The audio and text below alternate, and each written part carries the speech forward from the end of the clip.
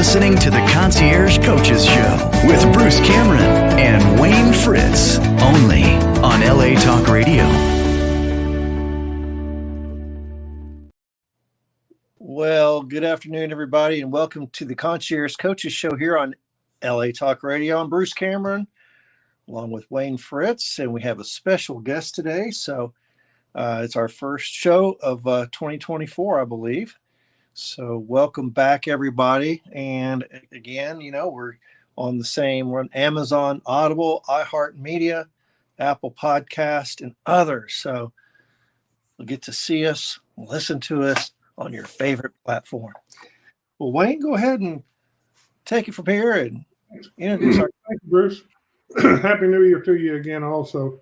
And I always like to say that, I normally in the morning when I shave, I stand closer to my razor than you do.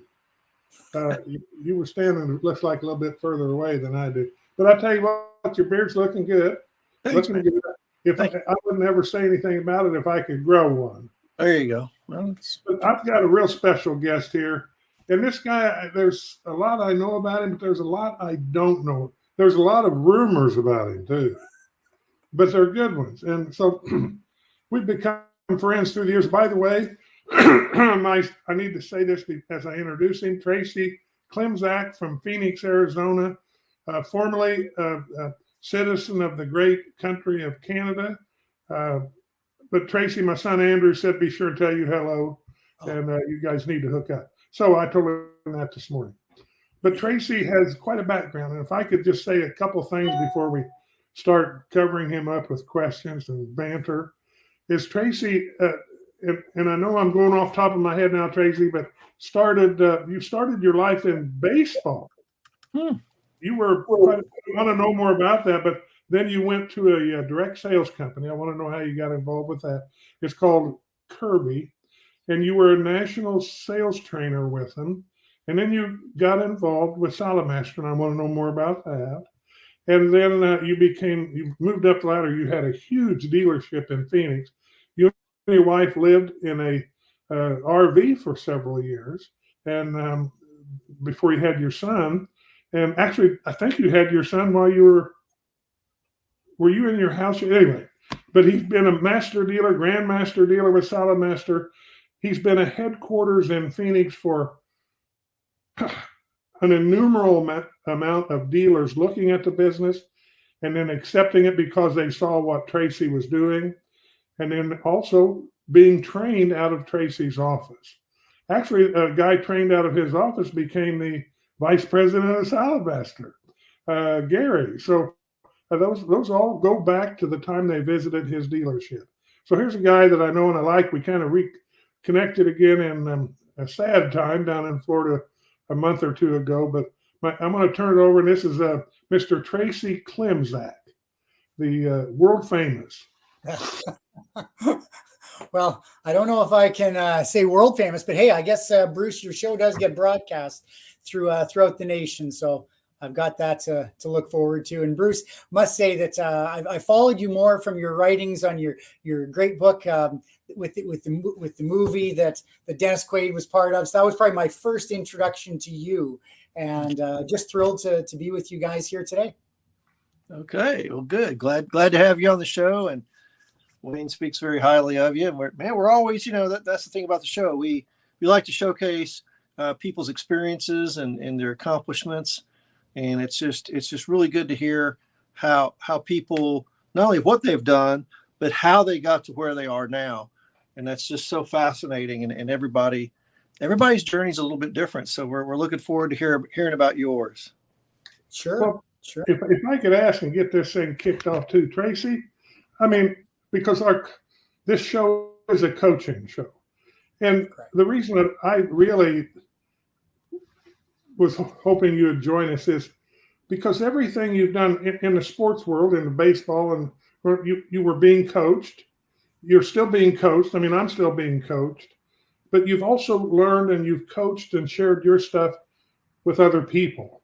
But when you started, I'd like to start back in the baseball. Well, I grew up in a real small town in rural Canada in the province of Manitoba, a little town called Deloraine, Manitoba, where the men are men and the women are proud of them, I tell you.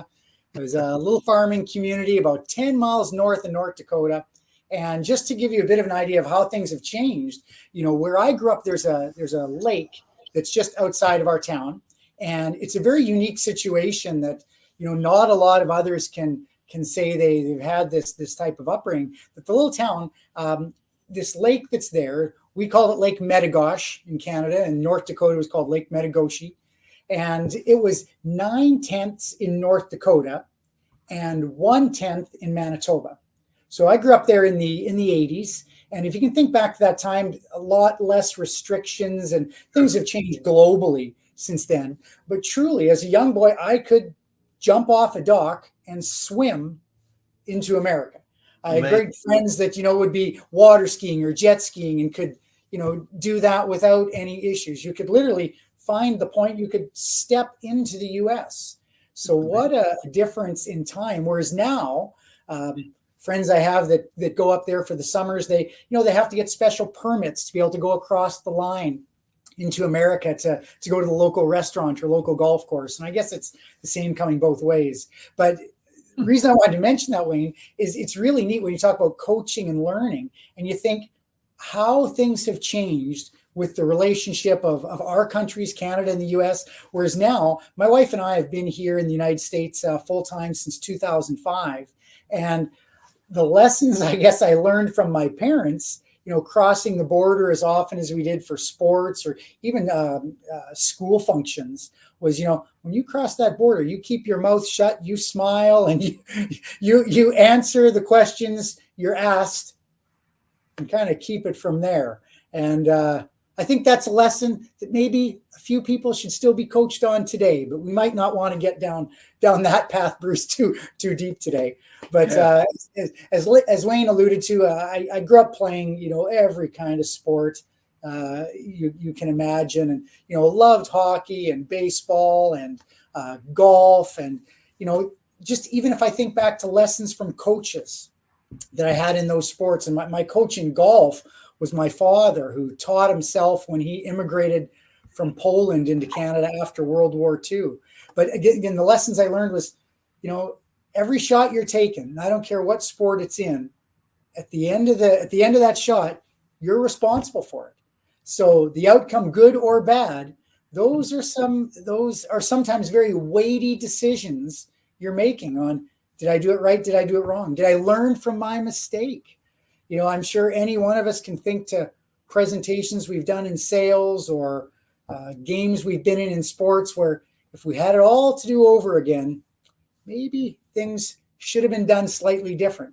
But the beautiful thing is we're probably going to be faced with similar decisions to those at another time in our life. So let's just hope we learn from them and go from there. Well, very good insight, Tracy. Very good insight. And when you started with the vac company, yep, were you and Tiana together?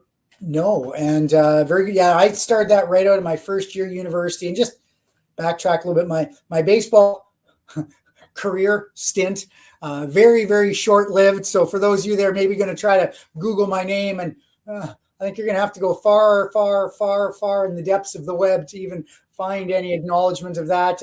If you could ever think of any baseball movie you've ever seen or any sports you've ever watched, I was at probably the lowest level of single A ball right out of high school, but it was a great summer that I got to spend doing that.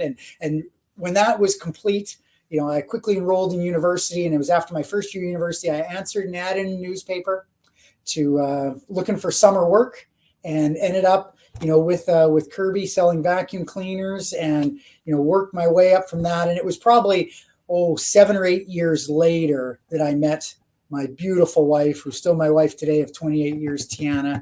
And she will tell you, and I wouldn't be surprised if she is listening right now, that I'll probably get some very good coaching right after this call of the things I should have done and said and how I should have behaved. But I will make sure everyone here knows I've learned one lesson. baby, anything good is because of you and our son TJ. Anything that we go off the rails on, that's on me. But anyway, Boy, I'll tell you what, Tracy, you're good. You're good. You talk about covering your bases. That's good. And you're right. Tiana, well, she'll be all over. Yep, she's a good coach. She's a real good coach. yeah. Well, that's so. When you worked with Kirby, I mean, you worked your way up. So you started. Yep. And you got cleaning dirt out of floors and carpet. You started at the bottom, literally. Truly, you work on and you suck your way down even further. Yes. But as you grew your career with them, I mean, 7 or 8 years later, you met Tiana, but you were still with Kirby. And all of a sudden they took you from, you were good enough at it and you probably trained in a dealership. I did. And then they wanted you to go outside and train other people. Yeah. And again, in a nutshell, I think direct sales has also changed a little bit over the last few decades. I find it hard, Bruce. I'm sure you're the same way. I'm sure you can relate, where I'm thinking back and I'm sharing something I learned decades ago. Like, to me, that still baffles me. It was over 3 decades ago that I answered that ad back in May of 1987. But yeah, I started as a sales rep. And one of the great things about sales, and I think I can say this for a lot of sales industries, or a lot of sales businesses, that you do have a chance to work your way up, prove yourself, learn lessons on someone else's nickel. But if you learn those lessons properly, move up. So I went from being a sales rep to working to manage a small little team, to managing larger teams, to eventually running our own dealership. And from that, I really did excel, Wayne, in the teaching and training of others. And as that got noticed, the gentleman that was a great mentor to myself, a gentleman by the name of Mark Toronto, who is now lives in Mexico and just has a great life. I still follow him on Facebook and get inspired by what he's doing. He'd be another great person for the show at some point. But worked my way up and was doing some training throughout Canada. And with Kirby being an international company, they'd asked if I could start going into the US to start doing some training there. And they actually sponsored Tiana and I sponsored myself. Tiana came because of our marriage, but I was sponsored in to work on getting my green card so I could start working in the US, and really also learned a great lesson from that doing things right is sometimes a strenuous process. That from the day my green card application went in to the day I had that little card in my hand was 9 years and 11 months later. So sometimes doing things the right way might not be the fastest way, but long-term is probably the safest and the best way. And I think that's a lesson we can all learn in business. But it was really interesting because when I worked primarily in Canada, Wayne, I could leave home on a Monday, come home on a Friday. As I started working in the States, the trips were longer, it's gone a little more. And my wife said, the money's good, but, we'd only been married a couple of years at this point. I said, you're gone a lot. Like, how long is this going to go? And truly on a whim, I said, well, why don't we get a buddy that I was playing senior hockey with at the time? So why don't we get Tarek to watch the house, and why don't you quit your job and you and I and the dog load up, and what we'll do is let's go buy a motorhome. And that way, if I can convince Kirby to, what they're paying for flights and hotels and all these things, maybe if I can get that funneled to me along with what I'm being paid, it can help kind of offset that expense. And truly, it was less than 14 days later. We had a 35-foot diesel motorhome, and we were driving from Edmonton, Alberta, Canada, where we lived at the time, to cross the border to go and visit 2 offices we knew, one in San Jose, California, another one in Roseville, California, and with no other guarantees or promises other than the fact that, we got these 2 offices to call on. And it became that Tiana would reach out to the offices, kind of let them know who I was and kind of sell our story, if you will. And I'd worry about the work end. And we towed a Volkswagen Beetle behind that RV. And Tiana said, you know what? It sounds exciting. I promise, or I commit that we can do this for 6 months. 6 months turned into about 5 years. And it was during that time frame that, I also met the president of Salad Master at the time, great individual, Keith Peterson. And he said, gee, we hear what you're doing with this other company. Could you do that with us? And kind of in that interim, I'd also done some similar type work with a business forms franchising company, and it just steamrolled. And eventually we ended up putting our roots down in Phoenix, Arizona, a few years later, running our dealership. So that's our story. And I tell you, what a ride it's been. What? I didn't realize. I knew you had a motorhome because we share that. I mean, we lived on a motorhome for a little over 2 years, and what I would do that all over. I loved it. It was the best 2 years of my life. You get real close and personal, boy, when you're in that little 30. I think ours was 38 feet. It was a Monaco night, and we pulled a car behind it and traveled all over the place.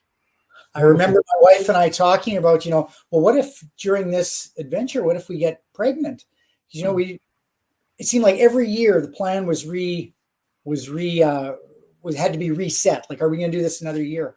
And, because my contracts were generally a few weeks or maybe a year. I remember had a chance to meet Luis Gonzalez, who is an Major League All-Star here with the Phoenix Arizona Diamondbacks when they won the World Series. I remember meeting him and he telling me how baseball had changed since he played and obviously since I played. And he said that his entire time, and I might be slightly off on this, but I believe he told me that every contract he had was a 1-year contract, and how he just knew that going into spring training every year, he had to prove himself.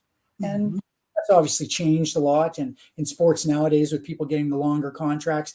And he talked about how, to himself personally, he felt that was very critical to him having a long career in Major League Baseball. The fact that he was always reproving himself. And you can't argue with the guy's numbers and his history and all of that. And so I look at it fairly similar, that every year we had to set a goal, are we going to do this again? And I loved when you talk about the motorhome stories. We were in our mid-30s at the time. So you can probably imagine a lot of the people we were parked beside in RV parks throughout North America were not in their 30s, right? Yeah. They were Yes. 50s, 60s, and 70s. Yeah. And I'll never forget a time. A lot of times my wife would take the RV. She would drive it to whatever city we were in, whatever town.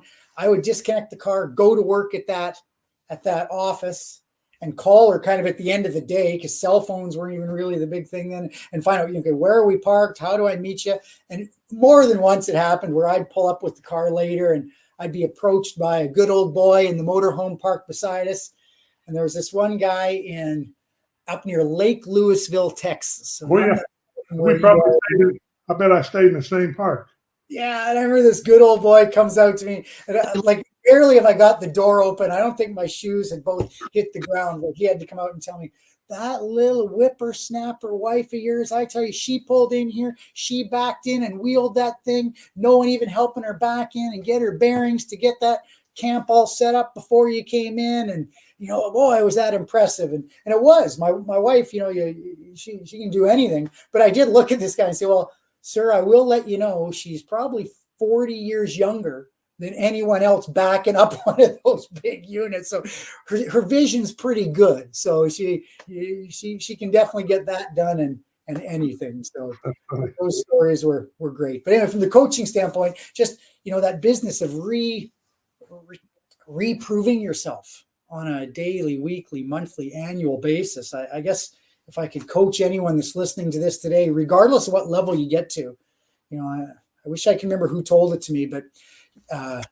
something to the effect of, your title and all of that acknowledges what you've done.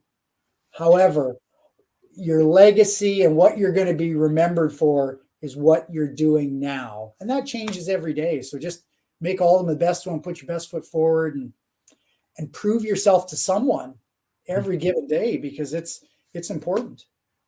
Tracy, I was going to ask you, I like to ask this question to everybody that comes on the show, the Salad Master experience. Now, I don't come from that world at all. Yeah. I completely different world. But the one thing that I've kind of hear about Wayne and others is the importance of setting up these shows. Is that the right word, Wayne? Yeah. Setting up these appointments, these demonstrations, right? Mm-hmm. How critical was that to your success in that industry, the ability to set up these shows and demonstrations? Right.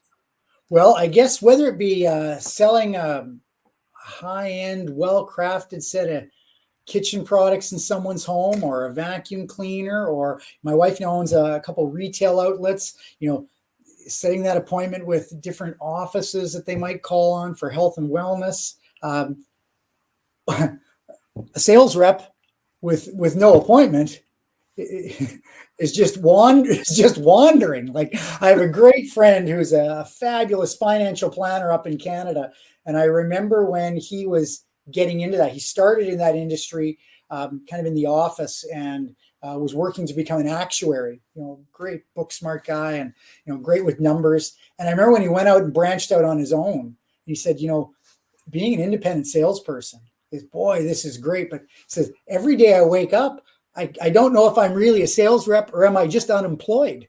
A lot of truth to that. So same thing with the appointments we're setting. If you don't get good at that, getting the appointment, understanding whether it be on the phone, through email nowadays, text messages, if it's just meeting with someone face to face, realizing what is the purpose of that first contact. Ooh. It's not to sell all your product. It's not to bombard them with information.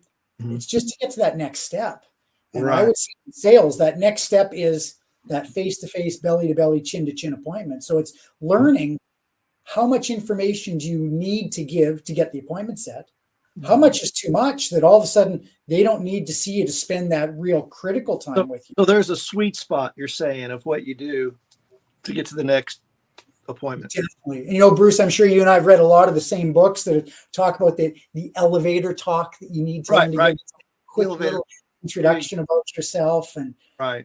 It's so important, whether it be, and I learned that, I'm sure on this broadcast, I probably come off as 6'4", got solid 2.25. My son, who just turned 12, he's only a little bit strong. On a good day, I might push 5'7". So my point is that I had to learn in sports very, very early that, I had to have a good relationship with my coach, because I wasn't going to intimidate anyone from just walking, onto the field, or busting out on the ice, or stretching mm-hmm. on the infield. So, even that first impression, they're important.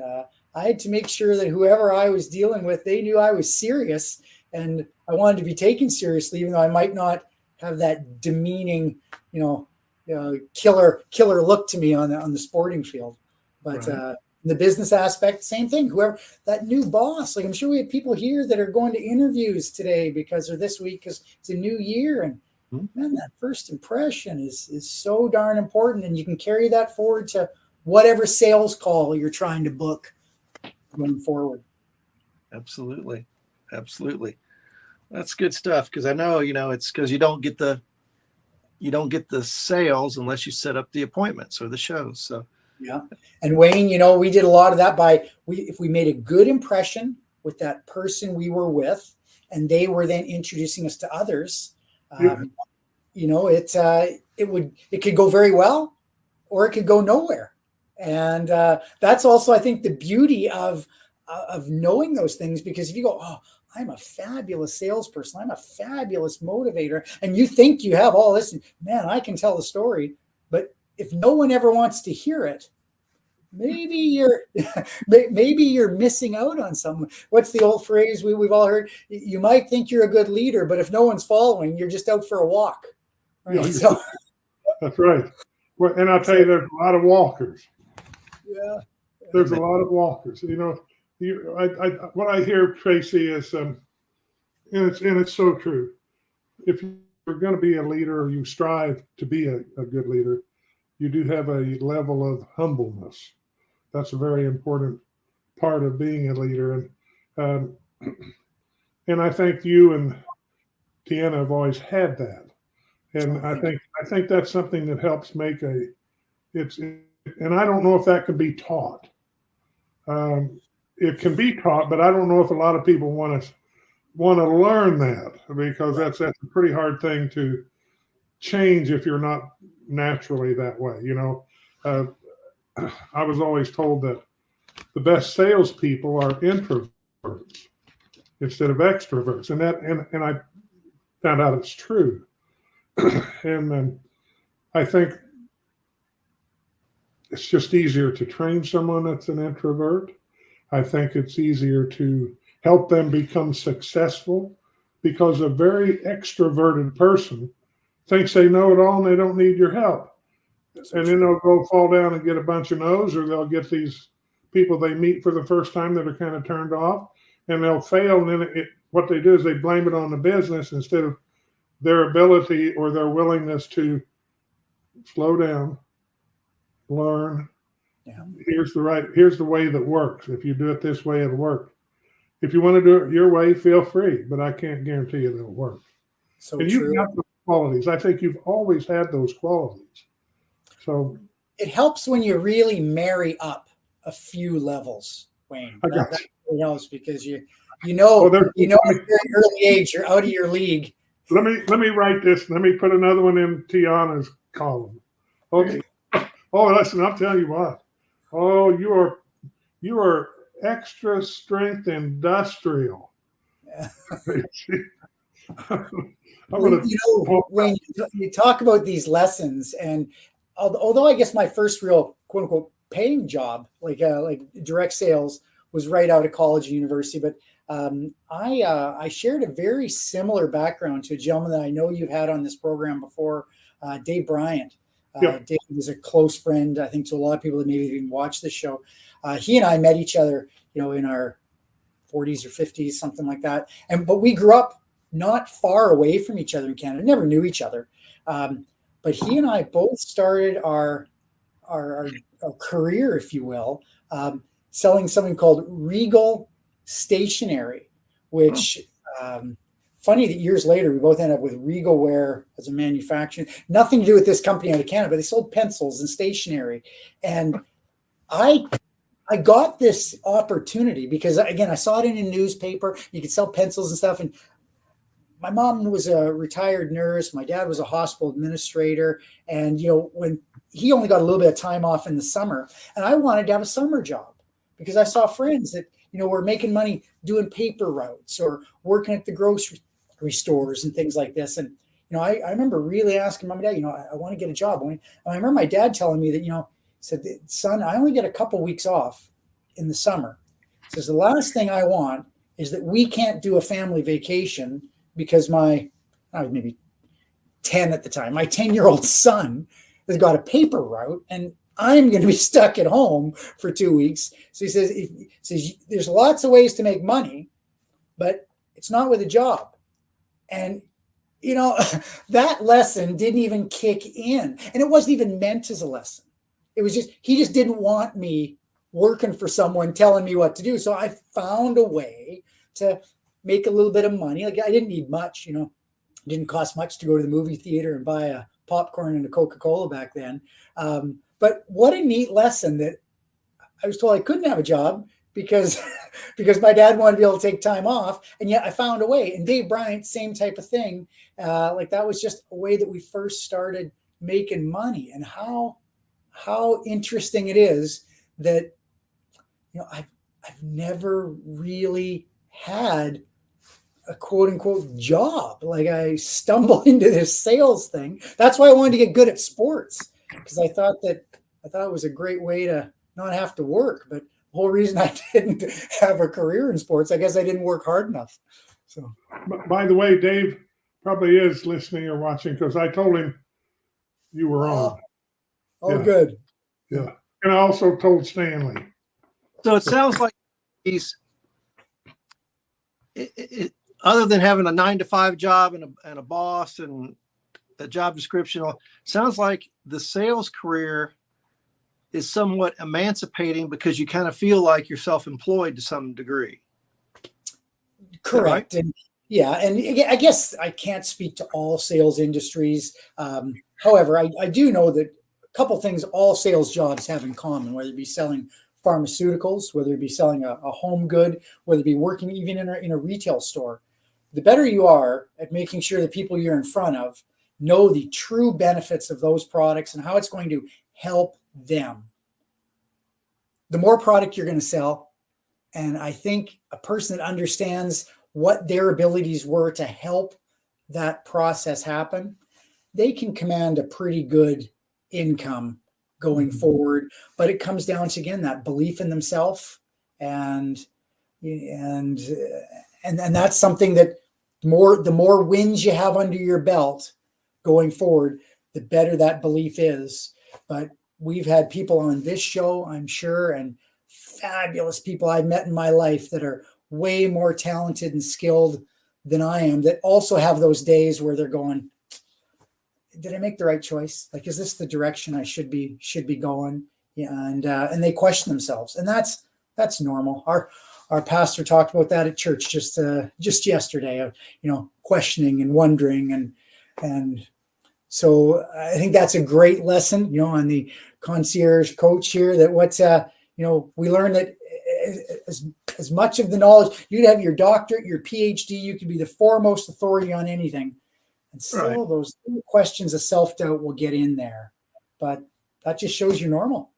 I like how you put about, instead of I'm selling product X or Y, I'm educating people about how this help them, right? I'm connecting people to a solution or something. You know what I mean? And so it kind of takes a little bit of the sting out of it, where I'm just selling pots and pans or cookware or whatever.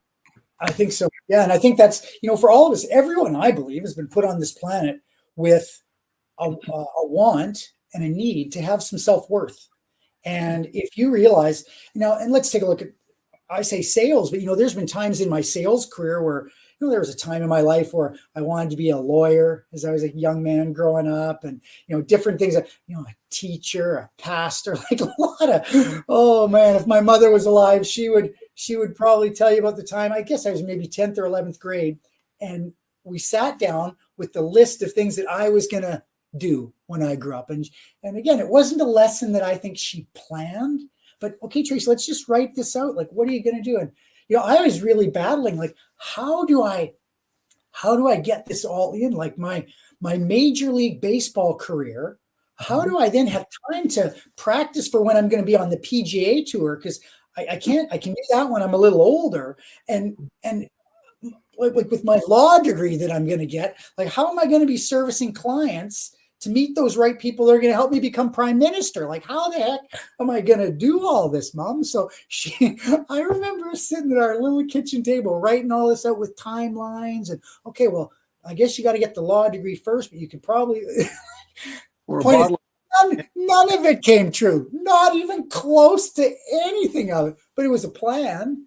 And I guess I learned that, you can get off track, but as long as you're still going someplace, that's all right. So what a great lesson that I got from my mom, of just being there for your family, allowing them to have these crazy cockamamie dreams that may never come true, but realizing that's okay. I think it was Zig Ziglar that maybe it's Tom Hopkins, but one of them that said, be very careful about squashing the dreams of someone, of something that's never been done before, because our world may have been in existence for over 2,000 years, waiting for that person to be born to accomplish that goal. So be careful of squashing. Tracy, I just read something the other day you reminded me of. It was everyone kept telling Beethoven that he could not write music because he was deaf. But that's okay. He didn't listen. I thought that was kind of funny, but at the same time, it had quite a message to it. Yeah, a lot of truth to that. Don't squash somebody's dream. Yeah. Yeah. And there's story after story after story about that. I grew up in a little town, like I said, in rural Canada, where so many Canadian kids have goals and aspirations of playing in the NHL, being a professional hockey player.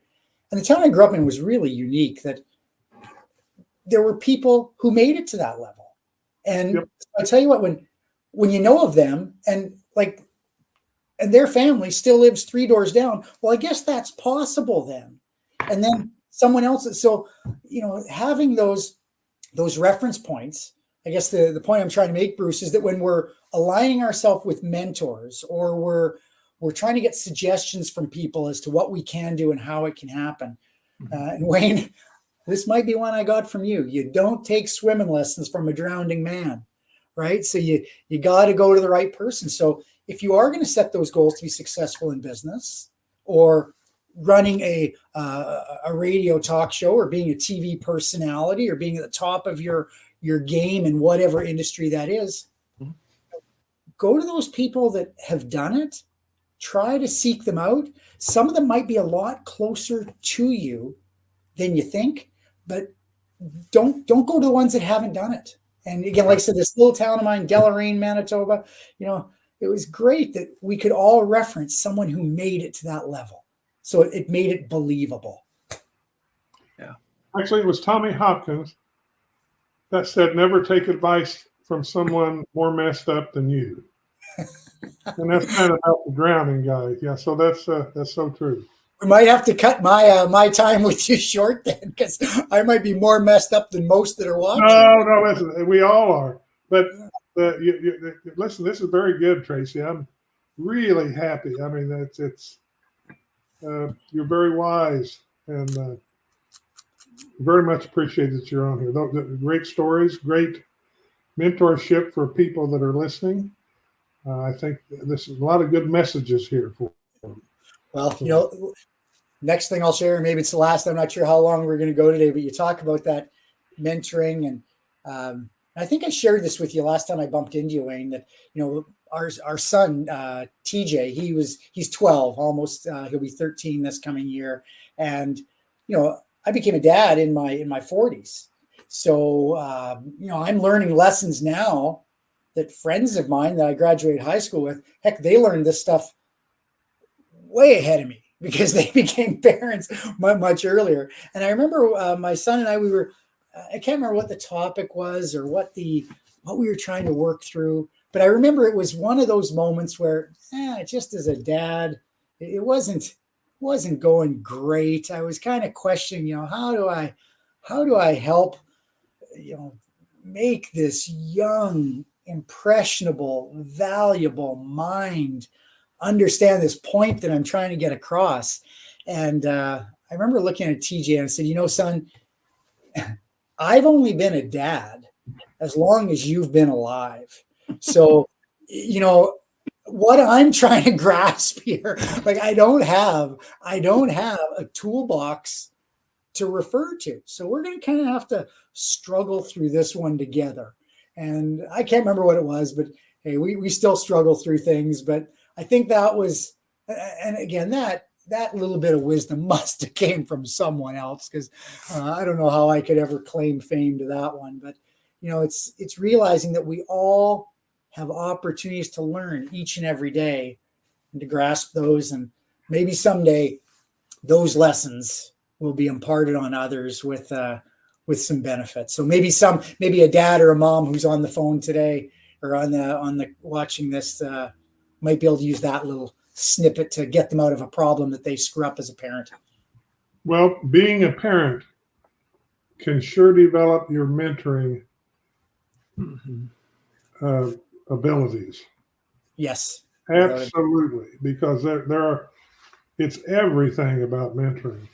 I mean, holy moly, yeah. So you really learn a lot if you're a parent that listens, and you learn how to listen. Oh boy, what? You go through about everything as a parent.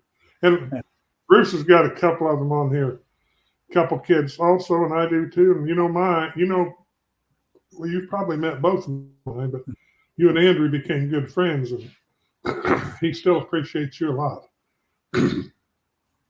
So, Yep, I'm 38 years older than my oldest, so Okay. Well, that's you could say, man, you still on this earth 38 years. You better learn something in those 30 yeah. before you had me. Yeah. But yeah, man, no, that's good stuff. So we got about 10 more minutes left here. So now, I guess share with us kind of what's next for you in your career trajectory or work trajectory in terms of coaching, consulting, team building. What are some? Sure. Well, I guess just in an overall concepts he's comment. coming back to Salad Master. It's just a secret. I'm sorry. I had to throw that in. Anyway, the overall concept of life is just understanding, as these next years present themselves, making sure that I'm always putting myself in a position that I can be learning, taking that information and sharing it with others in whatever walk of life. My wife says she owns a couple retail outlets of a. Am I allowed to say brand names and everything? I guess I am, Wayne. I've heard you. Go ahead. She owns a couple Your CBD store SunMed franchises, which is the hemp industry and the brand she's aligned herself with. It's the largest brick and mortar CBD retailer in the country. Great founders of this business, great leadership, fabulous people, and it's all involved in health and wellness. So I'm involved in that. She owns the stores, so I guess I, tongue in cheek, but with a lot of truth, say, I work when and where she tells me to. So, so what's my future look like? Well, it's whatever she tells me to do. That's what my future looks like. I have over the last, about a year or so, the company asked if I could help out with going and mentoring some of the other retail stores that have opened up in this. And I really do enjoy that, as well as I'm dealing with retail business owners and helping them with understanding cost of goods and scheduling and hiring people and, I guess all the stuff that we've done before. So Bruce, that's whether it be in any industry, I forecast that I'll be involved in that type of role in some way, shape or form. I heard our pastor just before the end of 2023 talking about, needing more people to take on a role at the church of mentoring. And, I think I might be a good person just greeting people like, hey, welcome to church. So again, do I know exactly where it's going to go? No, only because I learned that lesson from my mom that I got a list. Don't get me wrong, I got a list, but my list could be way off. But I think that the results will be similar in terms of what I'll be doing and how I'll be aligning myself. And I think that will remain the same. I'm excited about it. That I remember as a young boy getting involved in direct sales with Kirby. The mentor I had, Mark Toronto, he was very successful at a very young age. And by the time he was 25, the guy was a millionaire. And I remember starting in that industry when I was 19 thinking, well, if he could do that, I can do that. So I remember not being a millionaire at age 25 and thinking, I guess I screwed up. I must be a failure because the path was there. The leadership was there. The path I was given, the skills were it must be me. But I remember hearing from someone that goals are never wrong, but timelines often are. So I reset that, okay, and also I guess the reason I reset my goal and didn't leave Kirby at that time, I still had to make some money. I couldn't retire. So I had to be doing something. And at the time, that was as good as anything else I'd found. In Canada, we used to have commercials that came on. I remember as a very young man, I forget which investment firm it was. It was Freedom 55, Freedom 55, Freedom 55. So, setting yourself up so at age 55, you could retire. Mm-hmm. As I got involved in direct sales, I saw a lot of people that I had a lot of respect for that were older than 55, still working, not because they had to, because they wanted to. Well, in a matter of days, I'll be 57. Is that right? 56.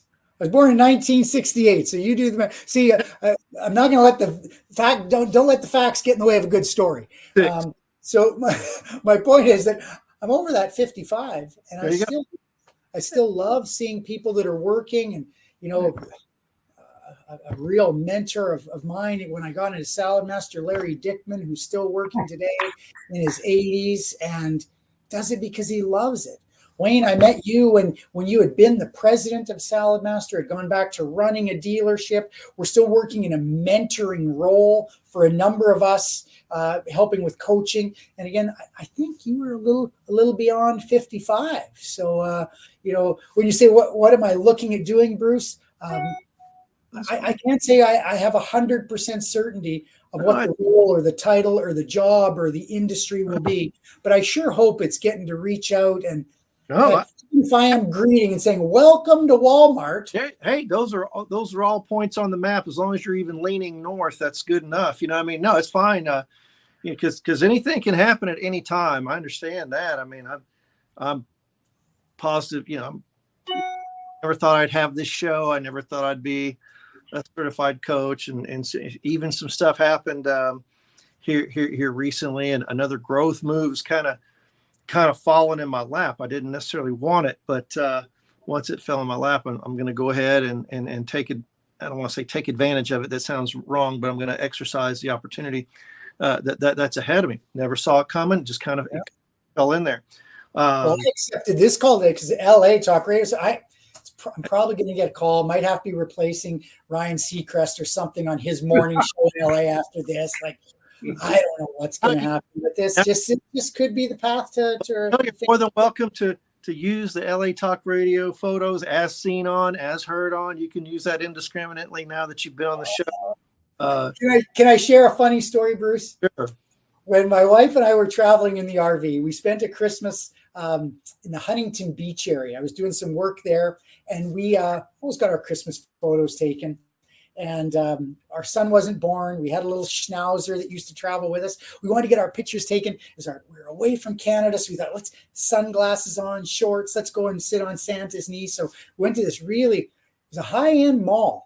And I knew it was high-end because I'd never been to a shopping mall that had valet parking. Like I was like, this is ridiculous.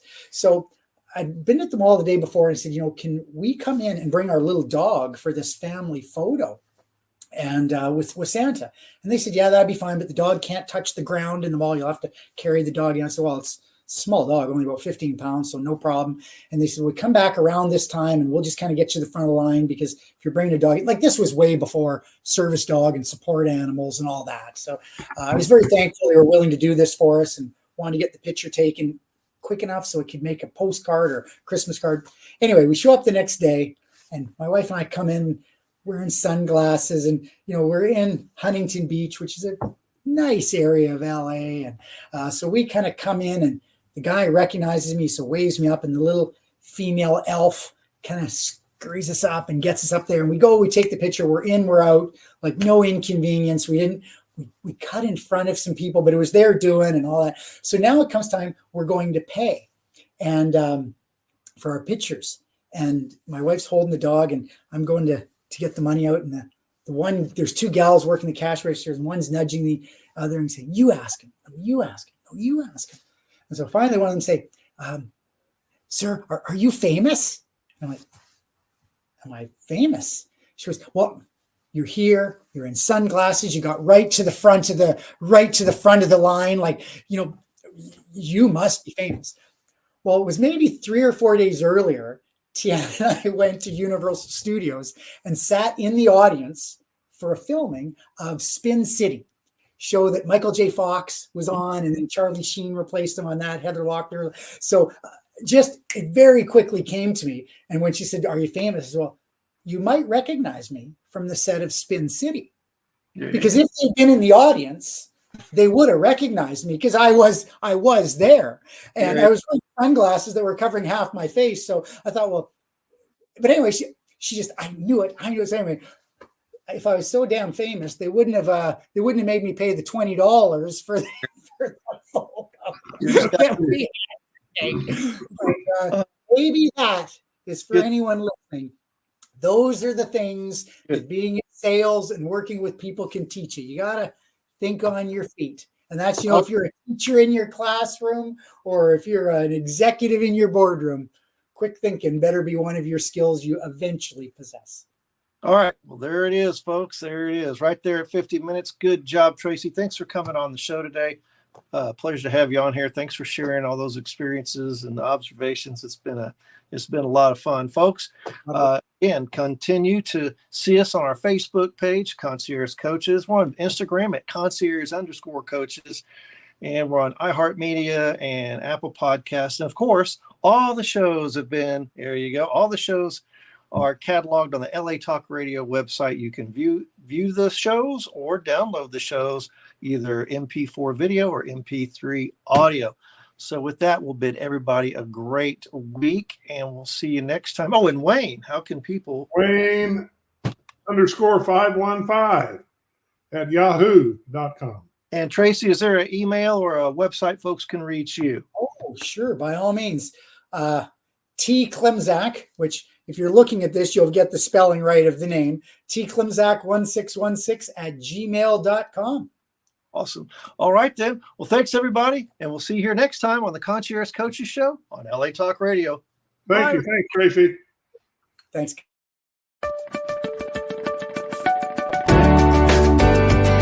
You're listening to the Concierge Coaches Show with Bruce Cameron and Wayne Fritz, only on LA Talk Radio.